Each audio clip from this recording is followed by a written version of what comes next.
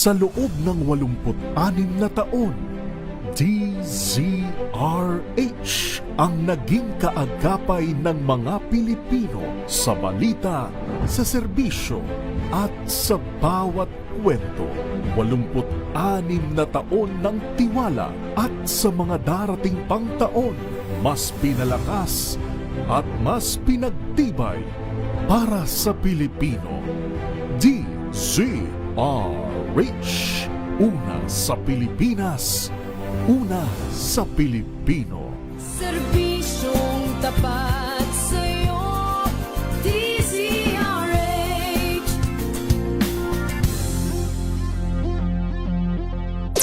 Luzon, Visayas at Mindanao, hagip ng balitang Promdi.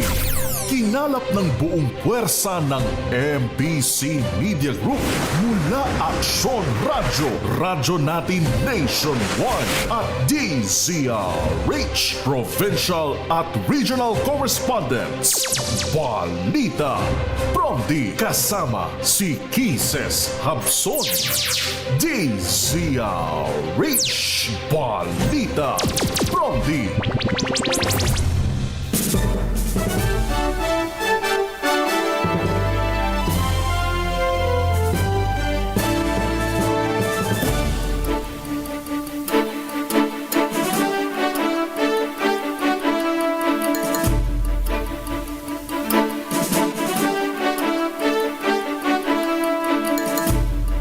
Magandang umaga Luzon, Visayas, Mindanao, Pilipinas. Ito po ang balitang Promdi ngayong araw ng Lunes, June 8, 2026. Sa ating headlines, Balitang Promdi! pagbubukas ng klase para sa school year 2026-2027, kasado na. 26 na milyong estudyante inaasahang papasok ngayong araw. Balitang Promdi! Dagdag bawas sa presyo ng petrolyo na mumurong ipatupad bukas. Balitang Promdi! Investigasyon ng Blue Ribbon Committee Gatchalian Block kaugnay ng flood control scam tuloy ngayong Lunes. Balitang Promdi! Senador Cayetano hinikayat na idulog sa Korte Suprema ang isyu ng liderato sa Senado at magbalik na sa trabaho. Balitang Promdi! 3 OFW na nasugatan sa missile attack sa Kuwait. Maayos na ang kalagayan ayon sa DMW. Balitang Promdi! Death toll sa gumuhong Gosales sa Angeles City umakyat na sa 28. Balitang Promdi! Yan ang ulo ng ating mga balita. Kasama niyo po ang inyong lingkod Kisas Habzon para sa DZRH, una sa Pilipinas, una sa Pilipino. At ngayon sa detalye ng ating mga balita.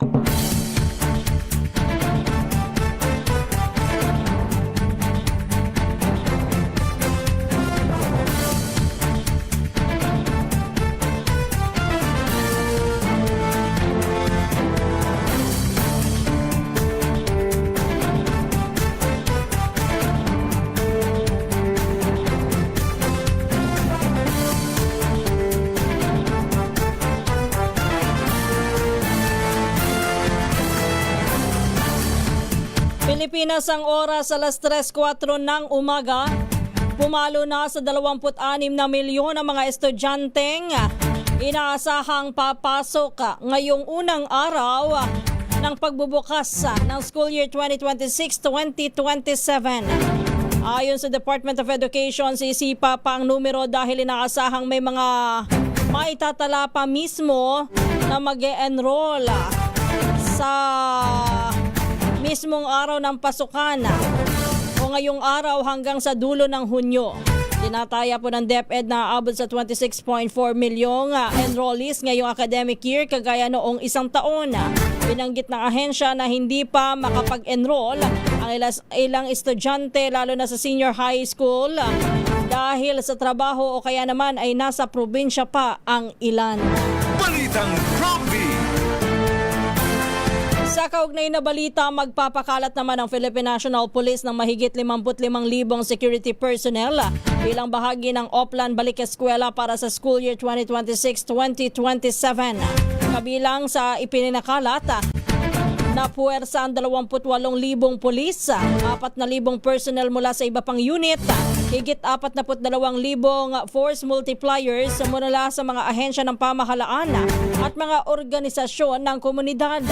Ayon kay PNP Chief General Jose Melencio Nartates Jr., kabilang sa mga hakbangang high visibility campus patrols, traffic management at pagmamando sa mga police assistance desk sa mga paaralan. Ayon pa sa PNP Chief, maglalagay rin sila ng 9,000 police assistance desk sa mga paaralan sa buong bansa, habang mahigit 9,000 rin ang mobile patrol units na nakahanda para palakasin ang seguridad at agarang responde sa mga school zone. Samantala, muli namang nilinaw ng Department of Education tuloy ang pagbubukas ng klase ngayong araw na ito, June 8, at fake news sa mga ulat ng pagkakansela ng pasukan. Sa pinakahuling tala, aabot po sa 26 na milyong estudyante ang naka-enroll para sa school year 2026-2027. Balitang Prompty. Samantala, dumako muna tayo mga balita sa probinsya.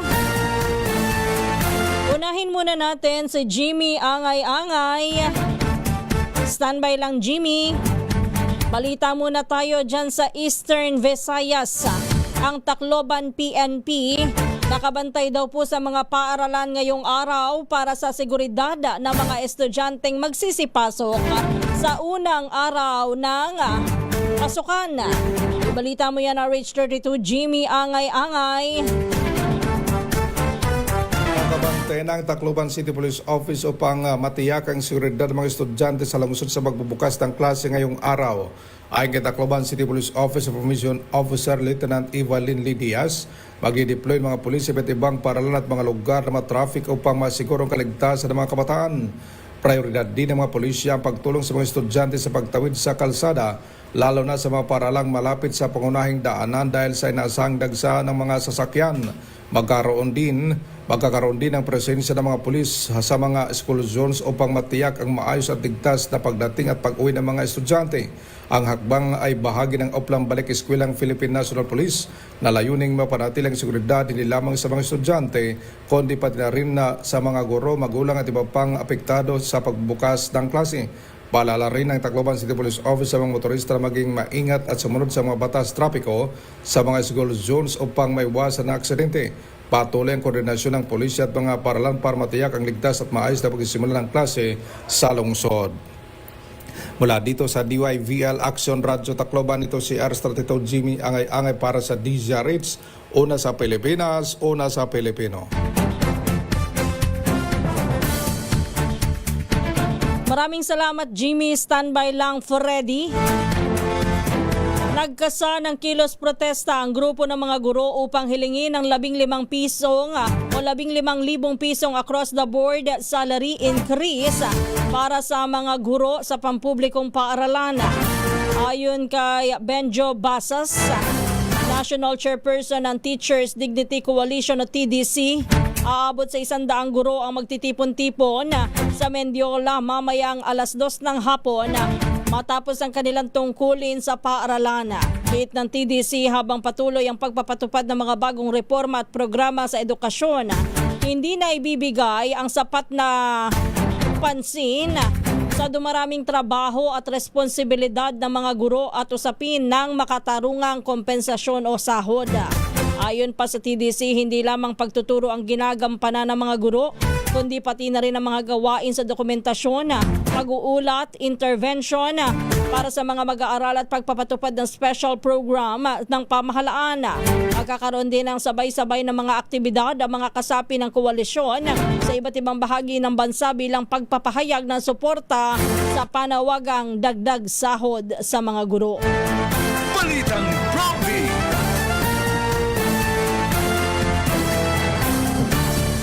Halong bad news at good news para sa mga motorista.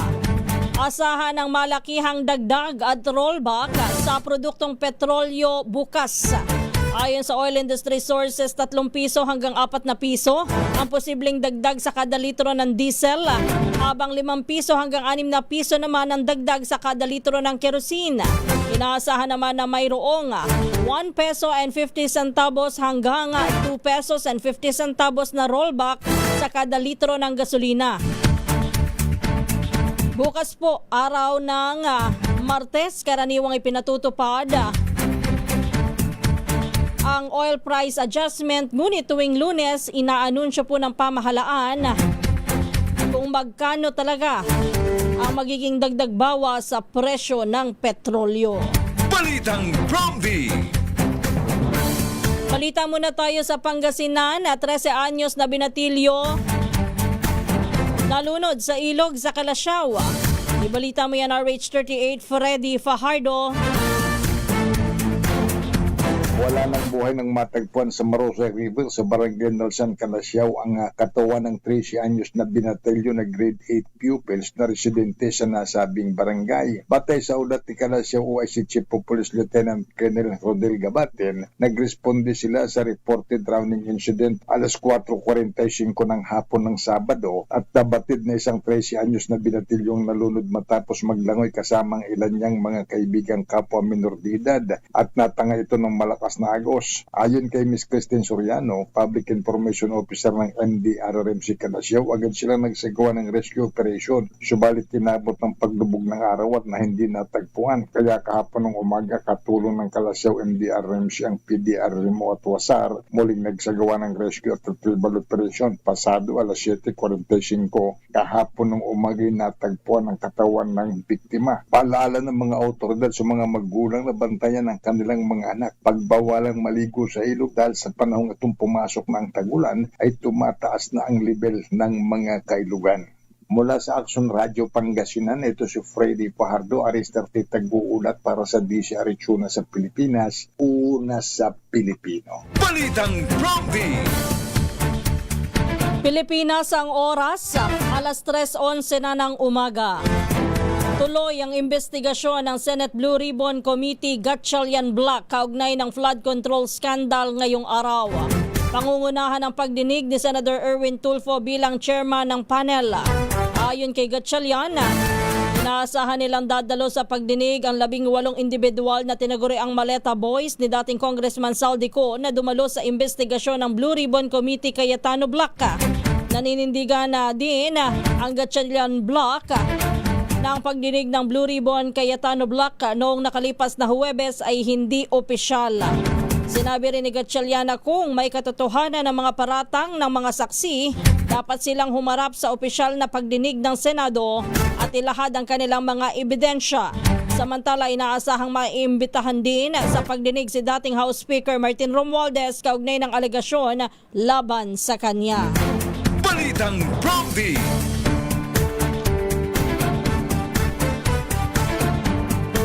Binalaan naman ni Senador Alan Peter Cayetano ang 18 testigo na tinaguriang Maleta Boys na huwag dadalo sa pagdinig ng Senate Blue Ribbon Committee Gatchalian Block kaugnay ng flood control controversies. Ayon kay Cayetano, hindi otorisado ang nasabing pagdinig at wala umanong pahintulot mula sa kanyang tanggapan. Gayon din sa tanggapan ni na Senador Pia Cayetano at Senador Rodante Marcoleta. Sa liham na ipinadala nito kay Attorney Leve Baligod, abogado ng 18 testigo, binigyan diin ni Cayetano na tanging siya at ang tanggapan ni na Cayetano at Marcoleta lamang ang may kapangyarihan na maglabas ng mga opisyal na paanyaya at abiso para sa mga pagdinig ng komite. Iginit niya na ang tanggapan ang natanggap daw po na imbitasyon para sa pagdinig ay hindi nagmula sa mga lehitimong opisina na may otoridad sa komite. Ang panawagan ay sa gitna po ng patuloy na sigalot sa Senado at sa harap ng nakatakdang investigasyon ng Senate Blue Ribbon Committee Gatchalian Block kaugnay ng flood control controversies ngayong araw. Balitang Bromby.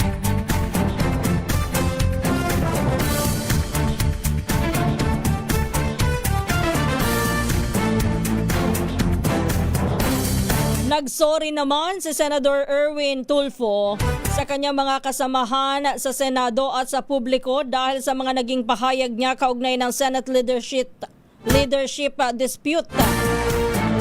Ayon kay Tulfo, hindi nararapat ang kanyang mga salita na tumutukoy sa posibleng pagpapaaresto at pagpapalabas kay Senator Alan Peter Cayetano at iba pang individual sa plenaryo ng Senado.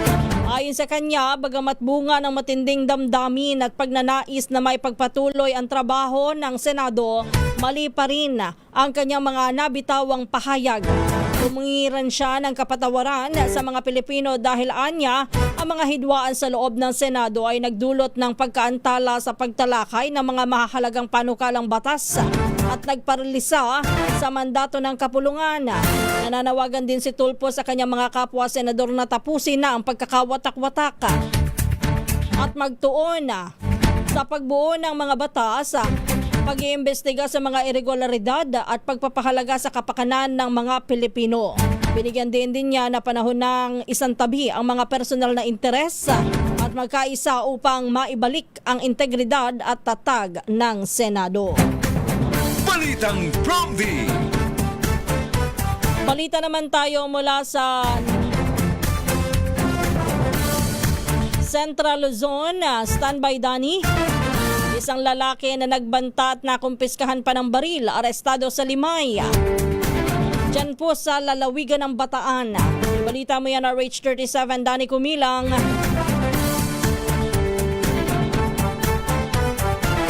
Inaresto ng mga tauhan ng Limay Municipal Police Station ang isang lalaking sospek sa kasong grave threat at paglabag sa Republic Act 10591 o ang Comprehensive Firearms and Ammunition Regulation Act matapos ang isang insidente sa Barangay Alangan, Limay, Bataan nitong araw ng Sabado, Hunyo 6, 2026. Ayon sa ulat ni Police Major Jimmy Albert Desen, humingi ng tulong sa pulisya ang isang biktima matapos umanong pagbantaan siya ng sospek habang kino-question nitong sospek ang paglalagay niya ng mga kahoy na poste sa isang lupang binabantayan. Nagalit umano ang sospek nang sabing hindi kanya ang naturang lupa dahilan upang bunutin nito ang isang baril mula sa kanyang slim bag, itutok sa biktima at magbitaw ng mga pagbabanta. Sa sinigawang pag-aresto, nakumpiska mula sa sospek ang isang Norinco caliber 9mm pistol na may isang magasin na kargado ng 5 bala, isang camouflage, slim bag at isang bolo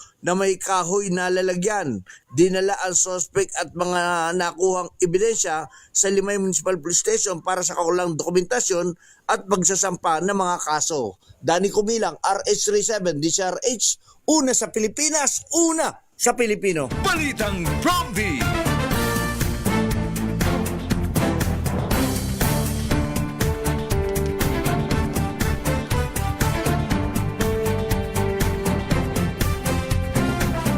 Pilipinas ang oras, alas 3:18 na po ng umaga. Nananawagan si dating Senate President Franklin Drilon kay Senator Alan Peter Cayetano na tanggapin ang kasalukuyang reorganization sa Senado. Pinayuhan niya rin ito na idulog na lamang sa Korte Suprema ang anumang isyong konstitusyonal. Paliwanag ni Drilon kung naniniwala si Cayetano na illegal ang nangyaring pagbabago sa pamunuan ng Senado, ang tamang hakbang ay hayaan ng Korte Suprema na magpasya sa usapin. Binigyan din niya na dahil sa kinikilala ng Malacanang ang paksyon na pinamumunuan ni Acting Senate President Sherwin Gatchalian, walang ibang option si Cayetano kundi humingi ng judicial intervention. Pinagtanggol din ni Drilon ang pakikialam ng ehekutibo sa gitna ng paratang na nagiging stampad ang Malacanang ang Senado. Anya, mahalaga ang intervention ng Pangulo upang maiwasan ang ganap na pagkaparalisa ng operasyon ng pamahalaan. Balitang Prompty.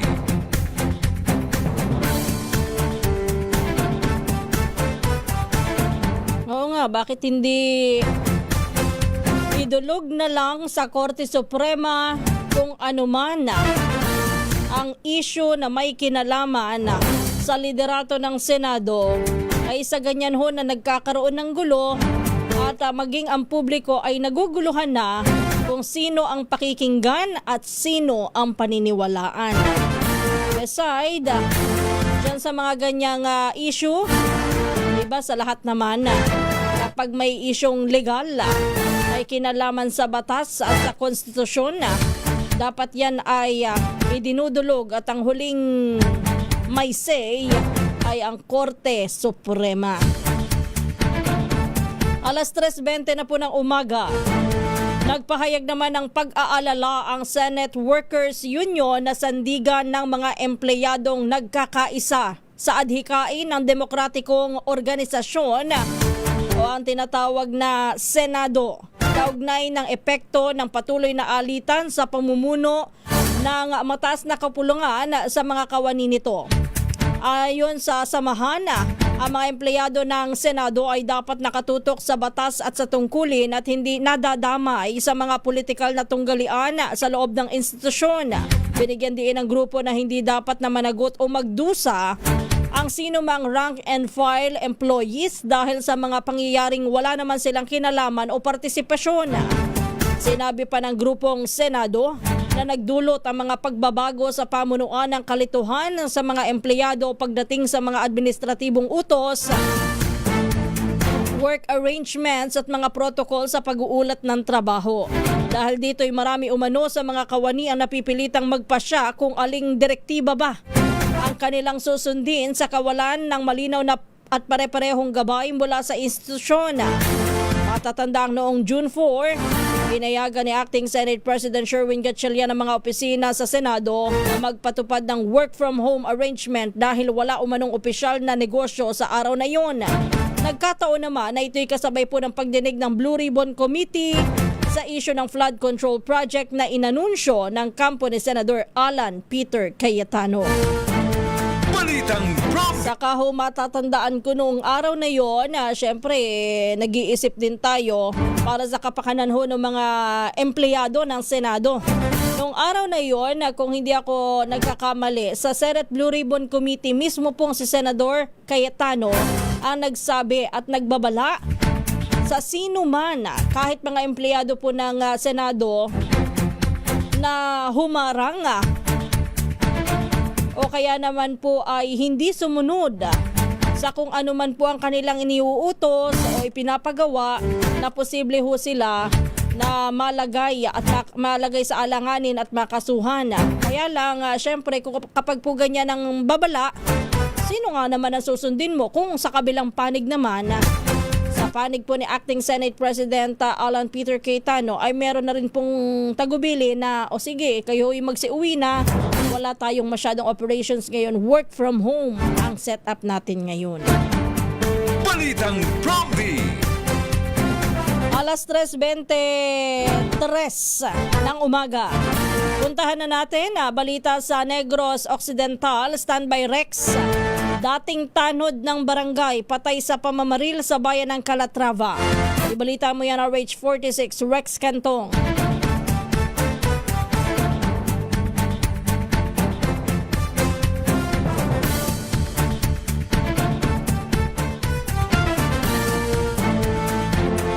Isang tanod ng barangay patay at sugatan ng isa matapos pagbabarilin ng umano'y 4 na mga rebelding mga grupo sa Sitio Pison, Barangay Minautok, Bayan ng Calatrava, Negros Occidental.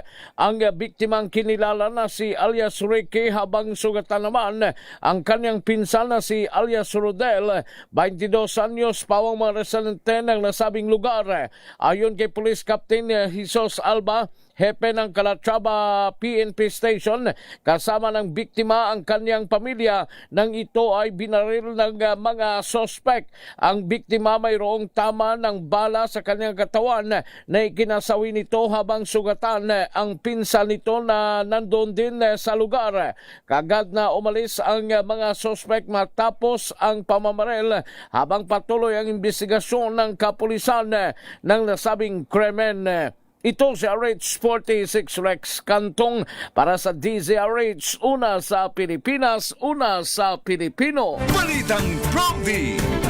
Maraming salamat, Rex Cantong. Standby lang, Jocelyn Make. Maraming salamat, Garci Forever. Mukhang nagkamali ako ng banggit kanina. Unintentional po, ano? Yung sinasabi ko nga kanina, si Senator Sherwin nga, nag-utos po na work from home setup sila noong June 4. Habang si Senador Cayetano, sila po ay nagpunta sa Senado upang magsagawa po ng hearing. Mahirap nga naman ang utos kung magkaiba ho ang sinasabi ng dalawang leader mula sa Senado, ng dalawang paksyon. Yung isa ayaw papasukin. Ang sabi ho ni na Senador Sherwin Gatchalian, walang operasyon, so mag-siuwi na at walang dapat na pumasok doon sa Senado. Walang tatanggaping resource person sa loob. Sa panig na naman ni na Cayetano, ayun naman, pinapasok ka. Pumasok ho sila diyan sa Senado upang magsagawa ng hearing, pati po yung kanilang mga spokesperson. Isa pang issue diyan, yung nasa technical department, yung mga nasa Senate employees po sa mga technical. So, paano nila niresolve yung issue kung i-online ba o hindi? Yung hearing noong isang araw dyan sa Blue Ribbon. Pero ang ending ho wala hong record ang Senado.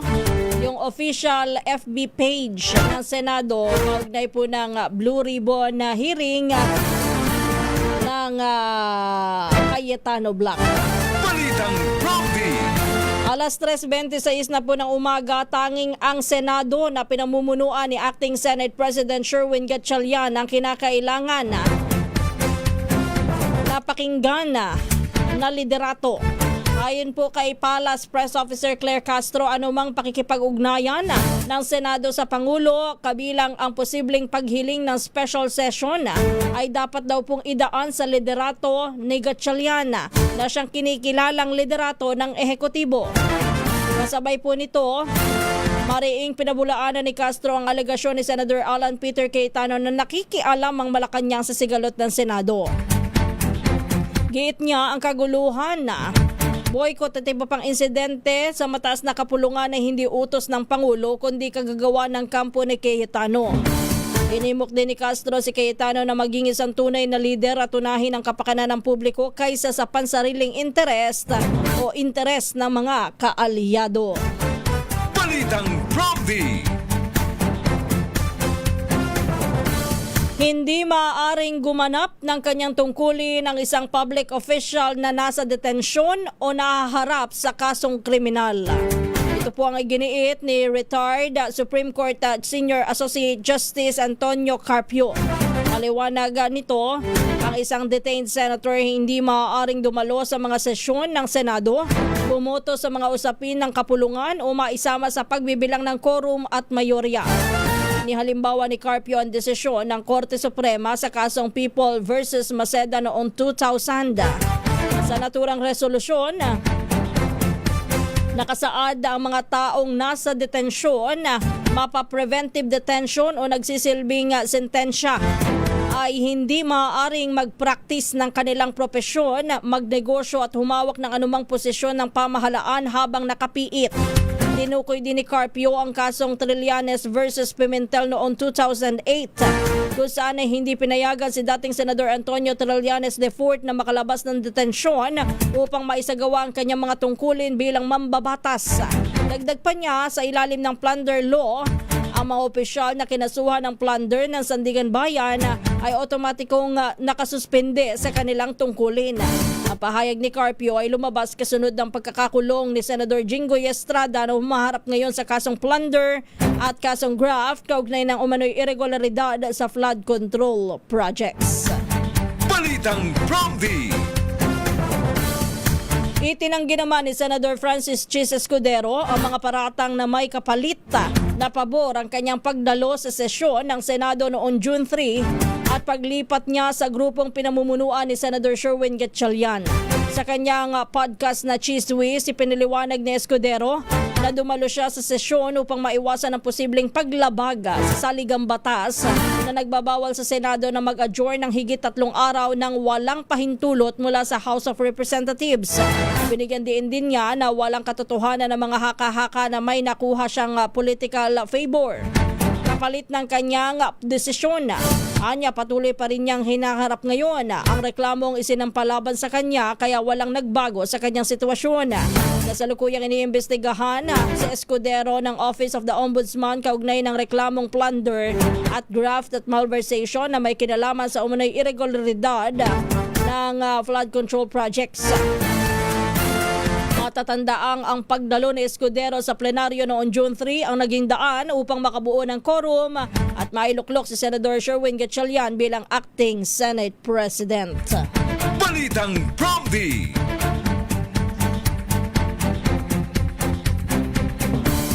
Samantala, balita muna tayo mula sa Western Visayas. 5 durugista arestado daw po sa drug buy bust operation sa Estancia, Iloilo. 2.7 milyong pisong halaga ng suspected shabu nasa bata. Ibalita mo yan, Jocelyn Maque ng Action Radio, Iloilo.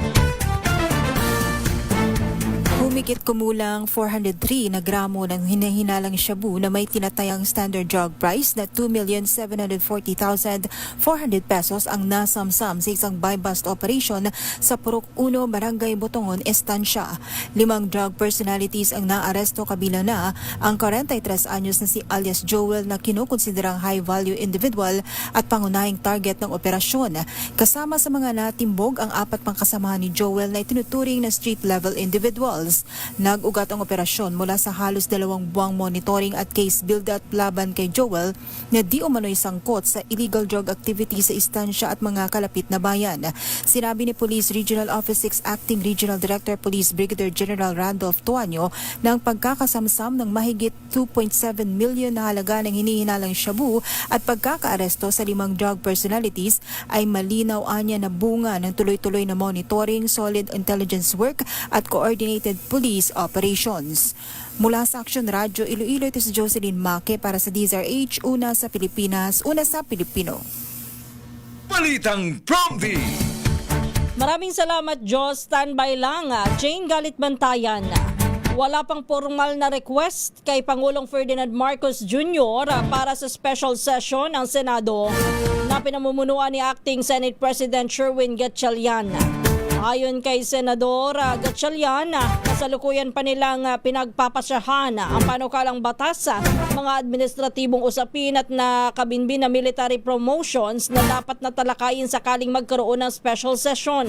Ipaniliwanag ni Gatchalian na karaniwan na isinasagawa ang special session kapag may mga mahahalagang usapin na hindi pa natatapos o nalulutas ng Senado. Sa kabila ng matinding sigalot sa mataas na kapulungan, nagpahayag naman si Gatchalian na nakahandang makipagpulong ng harapan sa kampo ni Senator Alan Peter Cayetano upang mawakasan ang gridlock sa lehislatura. Balitang Prompty.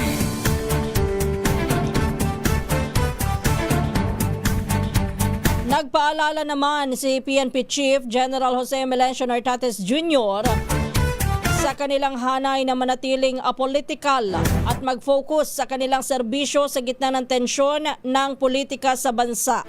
Ayon kay Nartates, hindi dapat silang masali sa usapin ng politika dahil hindi naman anya ito kasama sa kanilang mandato. Sa atban ng Top Cap, dapat ay panatilihin ang disiplina ng bawat isa maski ang kanilang presensya sa social media. Magugunit ang pantay, sarado pa rin ng Cybercrime Investigation and Coordinating Center o ng CICC ang anumang banta ng fake news na may layuning ilihis ang isip ng publiko sa gitna ng gulo sa usaping politika. Balitang Prompty.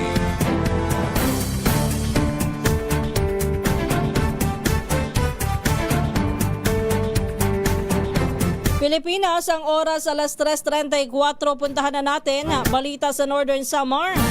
Wanted sa Muntinlupa City sa kasong pagpatay. 13 nagtago o 13 taon na nagtago, nadakip sa Northern Samar. Ibalita mo yan, Jane Galit Bantayan. Sa loob na 13 taon na pagtatago sa batas ng isang wanted ng Muntinlupa na sangkot sa isang kasong pagpatay, naaresto na ito ng otoridad ang makumpirmang kinaroroonan nito. Napagalaman ayon sa ulat ng PNP, dito ito sa lalawigan ng Northern Samar nagtago ng mahabang panahon sa bayan ng Pabuan, Northern Samar at sa mismong bayan dito na aresto na nasabing kapulisan. Ayon sa pulis, ang nasabing wanted ay 53 taong gulang naninirahan sa nasabing bayan ng Pabuan. Inalisto ang nasabing wanted sa bisa ng warrant of arrest na ibinaba mula sa Regional Trial Court, Branch 206 Muntinlupa City noong June 28 taong 2013 pa. Walang piyansa na inilagak ang korte para sa pansamantalang kalayaan ng nasabing akusado. Matapos na aristuhin, ito ay binasahan ng kanyang mga karapatan sa ilalim ng Miranda Doctrine at dinala ito sa Pabuan Municipal Police Station para sa tamang disposisyon. Ito-turn over dito sa korte na naglabas ng warrant of arrest. Samantala, tuloy-tuloy naman ang pagtugis ng PNP sa mga nakalistang wanted person. Tiniyak ang pagkakaaristo sa mga ito sa pamamagitan ng pakikipag-ugnayan na rin at tulong ng komunidad. Mula sa Action Radio Katarman, RH34 Jane Galit Bantayan ng DZRH. Una sa Pilipinas, una sa Pilipino. Balitang Prompty. Maraming salamat, Jane. Standby lang, June. Pilipinas ang oras alas 3:35. Nagsilbing guest speaker si Congressman Salvador Cader Plato sa ika-16 na commencement exercises ng Norsagaray College na ginanap sa Jesus is Lord Church, Camp Praise Valley sa Norsagaray, Bulacan. Sa kanyang talumpati, hinamon ni Plato ang mga nagsipagtapos sa pamamagitan ng tanong kung saan kayo tutungo mula rito. Binigyan din ng mambabatas na ang pagtatapos ay hindi wakas na mga pangarap kundi simula ng panibagong yugto ng buhay. Ipinahayag din ni Plato ang kanyang suporta sa panukalang batas na naglalayong magtatag ng job placement offices sa mga kolehiyo at iba pang institusyon upang matulungan ang mga bagong graduate na makahanap ng trabahong akma sa kanilang napagtapusang kurso. Ayon kay Plato, ang tunay na tagumpay ay hindi lamang nasusukat sa mga titulo o parangal, kundi sa mga buhay na natutulungan, mga suliraning nalulutas at positibong pagbabagong naidudulot sa lipunan. Nagpaabot din ng pagbati sa Class of 2026 si Congressman Plato at hinikayat ang mga nagsipagtapos na patuloy na mangarap, magsikap at maging instrumento ng pagbabago sa kanilang mga komunidad. Balitang Prompty. Sa iba pa nating mga balita, patuloy naman na nagpapagaling ang 3 overseas Filipino workers na nasugatan sa drone at missile strike sa Terminal 1 ng Kuwait International Airport noong June 3. Ayon sa Department of Migrant Workers, isa sa mga nasugatang OFW ay naitala sa ospital dahil sa paglanghap ng usok, ngunit nakalabas na ito matapos na mabigyan ng kinakailangang lunas. Ang dalawa naman ay ginamot na rin sa pamamagitan ng outpatient treatment at kasalukuyan ng nasa maayos na kalagayan. Ayon kay DMW Secretary Hans Leo Kakdak, ang pinakamalubhang kaso ay isang OFW na nagtamo ng sugat sa ulo at sa braso na kinailangan tahian, ngunit nakarecover na rin at nakauwi na ng kanilang bahay mula sa ospital. Kinumpirma rin ng DMW na wala namang nasawing Pilipino sa nasabing pag-atake. Balitang Prompty. Umakyat na sa 28 ang bilang ng nasawi sa pagguho ng 9-story building sa Angeles City sa Pampanga. Ayon sa Bureau of Fire Protection Central Luzon, na-recover ang pinakahuling biktima bandang alas 9:56 ng gabi noong Sabado. At ito po ay sa ika-14 na araw mula nang mangyari ang trahedya. Ayon kay Angeles City Mayor Carmelo Lazatin II, nakuha ang biktima sa ikatlong bahagi ng gumuhong gusali. Patuloy pa rin ang search, rescue, retrieval and clearing operation sa Ground Zero habang hinahanap pa ang mga posibleng iba pang biktima. Balitang Prompty. Balita tayo sa Davao, mga basurang nakatambak sa harap ng tanggapan ng DENR Region 11 naialis na. Go ahead, June Soter ng Action Radio Davao. Naalis na ang mga basurang itinambak sa harap ng tanggapan ng Department of Environment and Natural Resources o DNR-11 sa Lanang, Davao City, kasunod ng isyo kaugnay ng pansamantalang pagsuspende sa Operasyon Davao City Sanitary Landfill. Kasabay nito, naglagay ang DNR-11 ng mga tarpaulin sa paligid ng kanilang tanggapan bilang paalala sa publiko na ipinagbabawal ng batas ang pagtatapon ng basura sa mga pampublikong lugar. Binigyan din ng ahensya na ang hindi wastong pagtatapon ng basura ay paglabag sa Republic Act 9003 o Ecological Solid Waste Management of 2000 at maaaring magresulta sa kaukulang pananagutan sa ilalim ng batas. Matatanda ang nagkaroon ng pagtatambak ng basura sa harap ng DNR-11 sa gitna ng usapin hinggil sa pagsasara ng sanitary landfill sa Barangay New Carmen, Tugbog District, Davao City matapos ang naganap na trash slide noong Mayo 20. Patuloy namang hinihikayat ng DNR-11 ang publiko na makiisa sa wastong pamamahala ng basura at sumunod sa mga umiiral na batas upang mapanatili ang kalinisan at kaligtasan ng komunidad.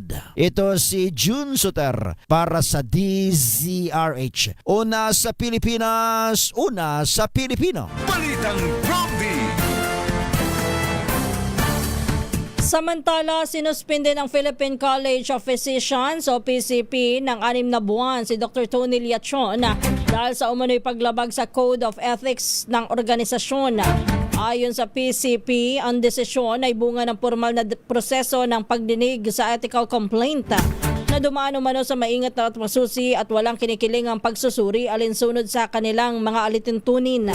Nakasaad sa reklamo na naglabas si Liachon ng mga umano'y mapanirang pahayag at mga paratang ng korupsyon at unethical na gawain laban sa ilan pang mga kasamahan sa propesyon. Ginit naman ni Liachon na hindi dumaan sa tamang proseso ang suspensyon dahil agad itong ipinatupad nang hindi siya nabibigyan ng sapat na pagkakataon upang magpaliwanag ng kanyang panig. Ipinatupad ang suspensyon sa gitna ng muling pagdinig ng kaso sa QCRTC kaugnay po ng controversial na Dengvaxia vaccine.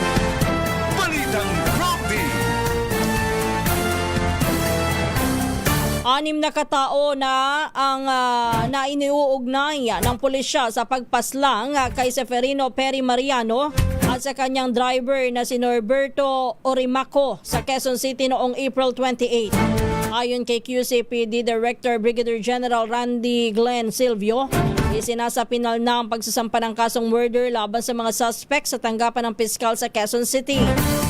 Hindi muna pinangalanan ng pulisya ang mga suspect upang hindi makompromiso ang isinasagawang manhunt operation. Gayunman, kinumpirma ni Silvio kabilang sa mga tinutugis ang gunman na nagmula sa Mindanao at ang nagmaneho ng getaway motorcycle. Lumabas din sa masusing investigasyon na 4 pang katao ang kasama sa operasyon kabilang na ang mga nagsagawa ng surveillance o pagmamanman kay Mariano bago isinagawa ang pamamaril. Ayon sa pulisya, nakilala na ang lahat ng mga sangkot matapos na matunton ang lugar kung saan sila nagtipon bago ang krimen. Nakikipag-ugnayan na rin ang Quezon City Police District sa National Bureau of Investigation o NBI upang alamin kung may kinalaman sa ang mga gunman sa iba pang mga pagpatay o hit jobs. Samantala, patuloy po na sinisilip ng mga investigador ang posibleng negosyo o business rivalry bilang motibo sa pagpaslang kay Mariano na kilala rin na may-ari ng mga nightclub at gambling joints. Balitang Prompty.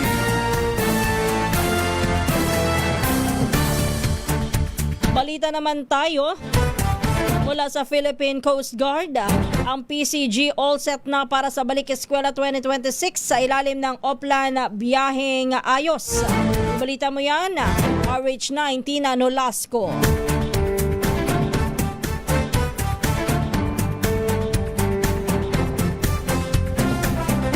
Handa na nga ang Philippine Coast Guard o PCG na tiyakin ang kaligtasan, seguridad at kaginhawaan ng mga biyahero sa pagpapatupad ng Oplan Biyaheng Ayos Balik Eskwela 2026 ng Department of Transportation kaugnay ng pagbubukas ng klase para sa school year 2026-2027 ngayong araw. Sinabi ni PCG Commandant Admiral Ronnie Hilgaban, bilang bahagi ng preparasyon, pinaigting ng PCG ang pagpapatupad ng mga akbang sa maritime safety at security sa mga pantalan sa buong bansa. Kabilang anya dito ang mas mahigpit na inspeksyon sa mga sasakyang pandagat, karagdagang deployment na mga tauhan sa mga pantalan at terminal, at mas pinaigting na koordinasyon sa iba't ibang ahensya ng gobyerno upang maiwasan ang overcrowding, overloading at iba pang insidenteng maaaring magdulot ng panganib sa mga pasahero. Ayon kay Gavan, asahan din ang karagdagang deployment ng mga Coast Guard K9 unit sa mga pantalan upang maiwasan ang anumang illegal na aktibidad na maaaring magkompromiso sa seguridad ng mga pasahero. Katuwang ang iba pang ahensya ng pamahalaan tulad ng Philippine Ports Authority o PPA at Maritime Industry Authority. Suportado rin anya ng PCG ang pagtatatag ng DOTR Malasakit Help Desk sa mga pantalan para sa pagtanggap ng anumang reklamo, panawagan para sa tulong at iba pang concern ng publiko. Ito si RH19 na Nolasco para sa DZRH. Una sa Pilipinas, una sa Pilipino. Balitang Prompty. Samantala, higit 2.8 milyong pisong halaga ng pinatuyong marijuana ang nasamsam ng pulisya sa La Trinidad, Benguet. Nadiskubre ang mga kontrabando ng nagrorondang pulis. Ito po ay nakasilid sa 2 sako na naglalaman po ng 24 na tubular pieces ng pinatuyong marijuana. Yan po ay iniwan sa isang Mitsubishi Pajero sa sitio Buhao, Barangay Pugis. Tinatayang aabot sa 24 na kilo ang bigat ng nasabing kontrabando. Patuloy naman ang investigasyon ng mga otoridad upang matukoy kung sino ang nag-iwan ng sasakyan at ang may-ari ng nakumpiskang marijuana. Balitang Prompty. Naglabas ang Department of Labor and Employment ng panuntunan sa pasahod para sa darating na araw ng kalayaan. Yan po ay sa June 12, 2026. Ayon sa DOLE, ang mga empleyado na hindi papasok sa trabaho sa regular holiday tatanggap po ng buong arawang sahod. Basta't natutugunan nila ang itinakdang kondisyon sa umiiral na labor regulations. Para naman sa mga magtatrabaho sa June 12, may karapatan po sila na tumanggap ng dobleng sahod o 200% ng kanilang arawang kita para sa unang 8 oras ng trabaho. Kung lalampas sa 8 oras, ang kanilang trabaho may karagdagang 30% ng kanilang hourly rate para sa overtime. Kung regular holiday at tumapat naman sa nakatakdang rest day ng isang empleyado at siya po'y pumasok sa trabaho, makatatanggap po siya ng kabuuang 260% ng kanyang arawang sahod. At may dagdag po ito na bayad para sa overtime work na ginawa sa arawan ng sa araw ng parehong regular holiday o rest day. Ang June 12 ay dineklara bilang regular holiday sa ilalim ng Proclamation 1006 bilang paggunita sa Araw ng Kalayaan ng Pilipinas. Balitang Prompty.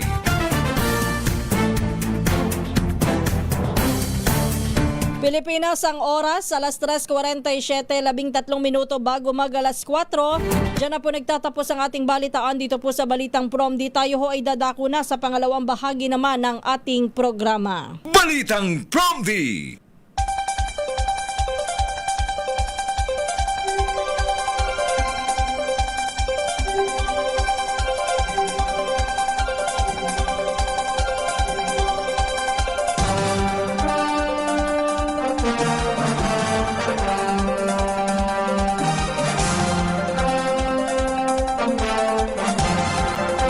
Isang magandang umaga po ang ating pagbati sa lahat ng mga nakikinig, nanonood at nakatutok ngayon sa ating programa. Ito nga po ang Balitang Prompty. Kumusta na po ang ating mga kababayan sa lahat ng dako po ng mundo? Sana po ay nasa maayos kayong kondisyon.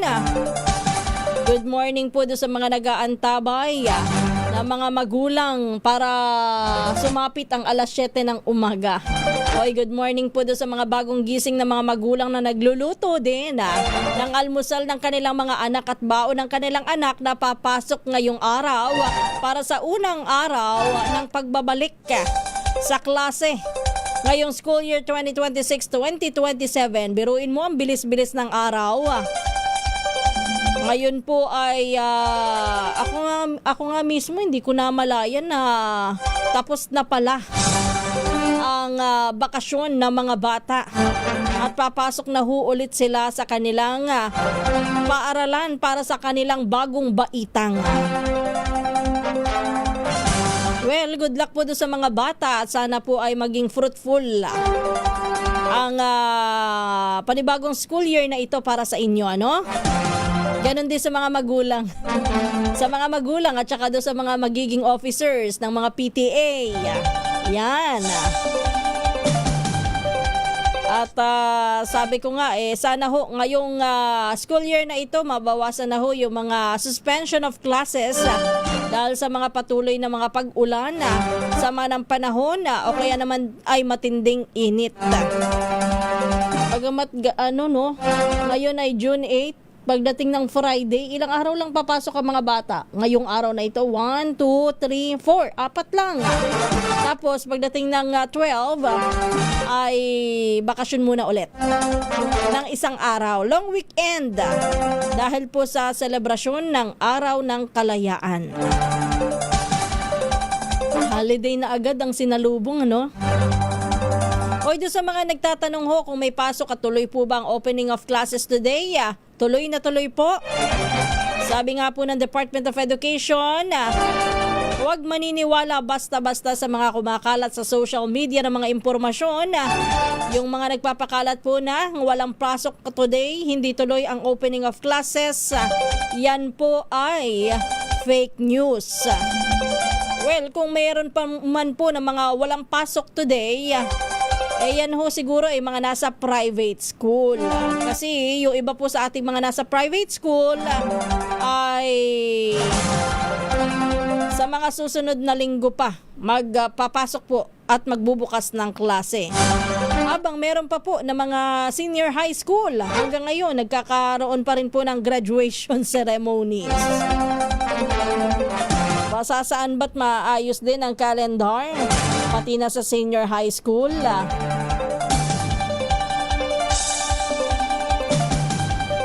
Doon sa mga mamis dahil po ngayon ay panibagong yugto ng pagpasok po ng inyong mga estudyante. Muli ang ating paalala lagi nyo pong kakausapin ang inyong mga estudyante sa lahat ng mga nangyayari sa kanila sa paaralan. Makipagkwentuhan, magkaroon po tayo ng oras para sa kanila. Hindi lang sa mga assignment na papaalalahanan natin na ang assignment mo, anong sabi ni teacher, anong pinapadala sa iyo ni teacher, anong pinapagawa ni teacher. Bukod po dyan, makipagkwentuhan din po kayo kung ano po yung mga nagaganap sa kanilang buhay. Siyempre po may mga kaibigan sila sa school, may mga kaklas sila, may mga barkada sila sa school. Alamin nyo kung ano ang mga nangyayari sa kanila. Kasi who knows, baka mamaya akala natin okay lang yung ating mga anak. Pero sila po pala ay nakararanas na ng pambubuli. Which is a no-no. Ay nako, trust me. Yan ho'y nangyari na rin sa akin Kung saan buti, nahabol ko pa bago magkaroon ng graduation ng aking mga anak na meron na palang nabubuli. Hindi ko pa alam. Kaya mas maganda po talaga yung laging pakikipag-communicate para sa inyong mga anak.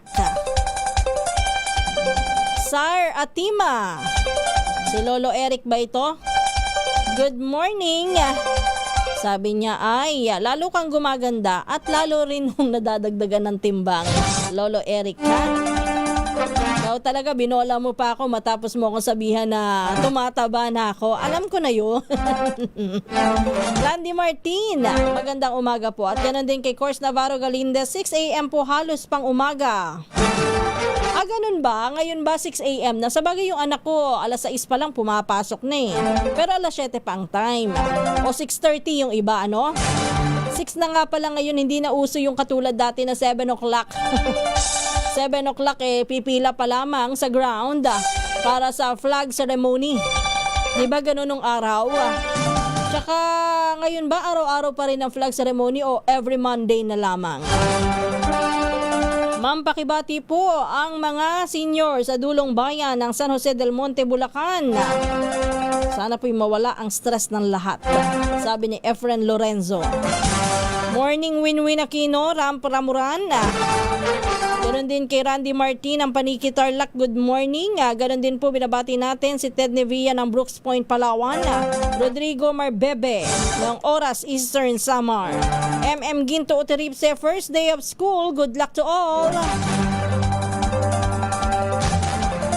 Sana po yung maging smooth ang lahat at ang PNP ay nakabantay din po sa seguridad ng mga bata today. Renato Abad, isang magandang umaga. Ganun din mamaya antabayanan din po yung magiging Blue Ribbon hearing ng Gatchalian Black. Kung saan ay inaasahan yung mga inimbitahan po ng Cayetano Black ay kanila din pong iimbitahan o inimbitahan. Sino-sino nga ba ang mga dadalo kaya dyan? Bagamat may imbitasyon nga po pala yung mga Maleta Boys. Yung 18 Maleta Boys, meron pong panawagan si Senator Cayetano sa kanila na hindi daw po authorize yung hearing ng Gatchalian Senate Blue Ribbon Committee, Gatchalian Black, mamaya. Pero alam mo, kung ako sa kanila, pareho nilang attendan para magkaalaman kung ano nga ba ang katotohanan. Kumbaga parehong side, walang kinikilingan, ika nga. Kung talaga naman totoo ang sinasabi at wala namang inililihim, walang manipulasyon, hindi tayo mangingilag na dumalo kahit saang investigasyon. Pareho pa rin ang ating maikikwento, pareho pa rin ang ating maidedetalye. Diba? Ganun yon. Anyway, antabayanan na lang natin mamaya.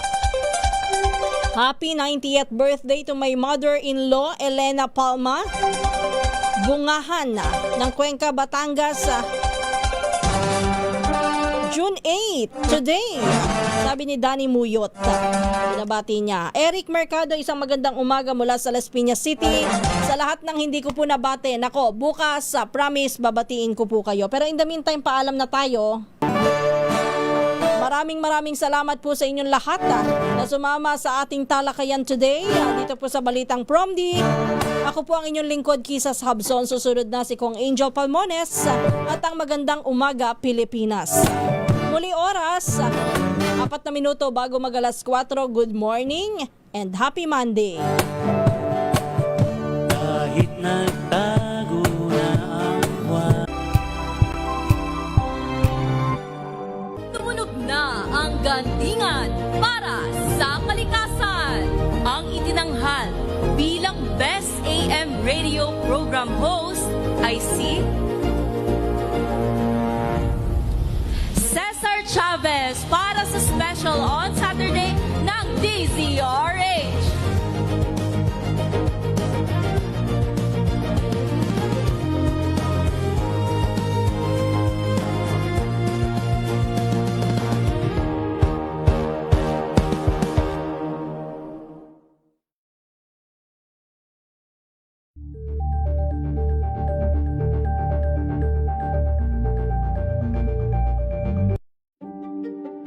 Buklatin ang mga pahina.